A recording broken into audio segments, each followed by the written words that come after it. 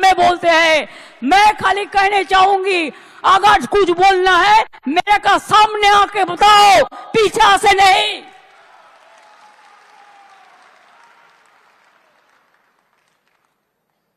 मेरे को जो बोलना मैं सामने से बोलता है, पीछा से नहीं करते हैं। छुपा रुस्तम का माफिक आप लोग फेक न्यूज छपाता है, फेक न्यूज छड़ाते हैं। और गद्दी मीडिया को, हम बंगाल को मीडिया को नहीं कहता, वो तो ठीक है 70-30 हो सकता है, लेकिन बाहर से लेके आया 2-3 मीडिया जिसका रुपया बीजेपी पार्टी खुद देता है, बाहर से भी उसका संपर्क है, वो आके झूठा वीडियो दिखाता है, फेक वीडियो दिखाता है।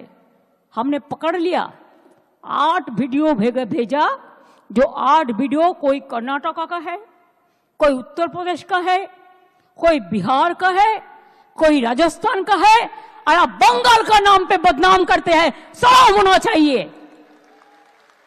क्या सोचते है?